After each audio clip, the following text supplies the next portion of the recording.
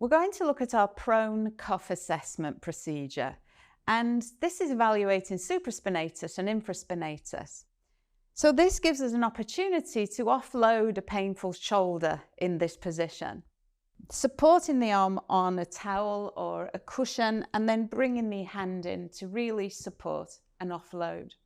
What we're looking for is 90 degrees at the shoulder and 90 degrees at the elbow.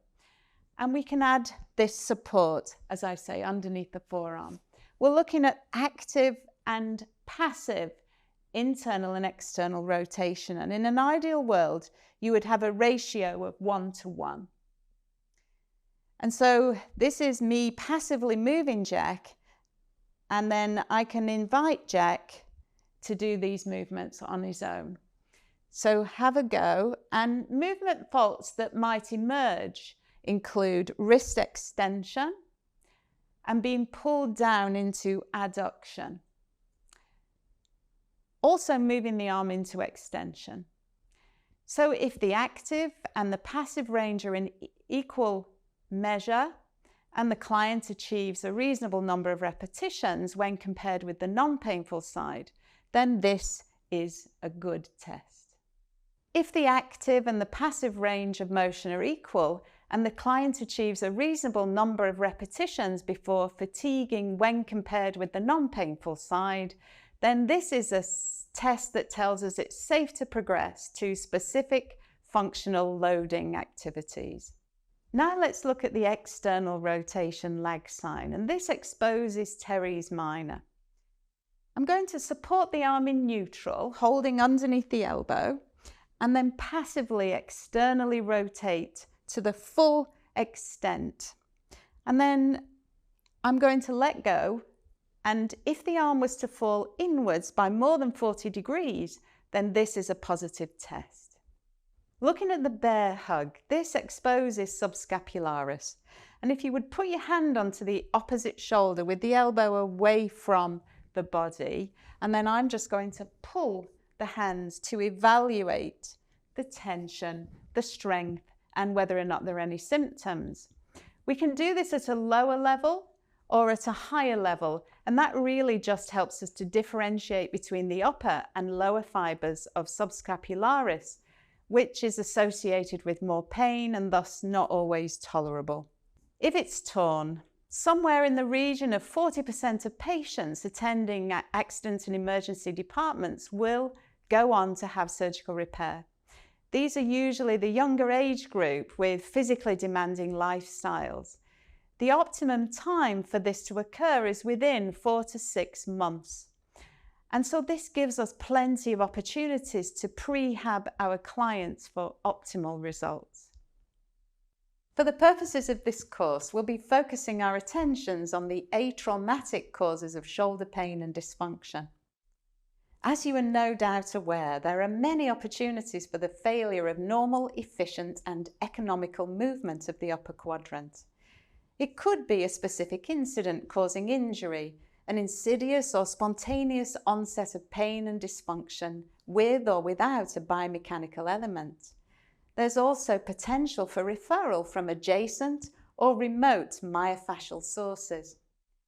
And it is worth being aware of the potential locations for visceral referral. Atraumatic causes of shoulder pain are more likely to have multifactorial causative elements that call for an integrated approach to assessment and treatment. That's not to say that these approaches are not suited to the conservative treatment of trauma-induced dysfunction and pain, which will be the path for the majority of that population actually. So let's think about assessing the stiff shoulder. The majority of our patients are not professional athletes and more likely to experience an insidious onset of shoulder pain. In this instance, stiffness is more likely to be in the superior portion of the capsule of the joint. So incorporating external rotation in neutral and internal rotation in neutral into our assessments will prove fruitful. So let's look at our active movements first. Perform active external rotation in neutral. Is it limited and is it painful? The long head of biceps and the bursa could also be implicated, and it's the history that rules this out. Unload the arm and support and retest to establish if muscle stiffness in the latissimus dorsi or the pectorals is making a contribution to the limitation of range. If we take a look at active internal rotation in neutral and compare the position of the olecranon. If it's significantly restricted, then we can offload with an arm up into the axilla, under the scapula, and repeat. If unloading offers an improvement, it points us towards stiffness in the muscle system, which we can address with relative ease with movement approaches. Considering the rotation of the humerus in relation to the scapula, an easy way to examine this is to put the index finger of one hand along the top of the spine of the scapula with your fingertip near the acromion, and another finger bisects the olecranon. A 90-degree angle between these lines is about right. If it is too acute, the humerus is externally rotated, and if it's too obtuse, then the opposite is true, and the humerus is too internally rotated. When we look at the posture of the arm in relaxed stance, there are a few features that we can observe.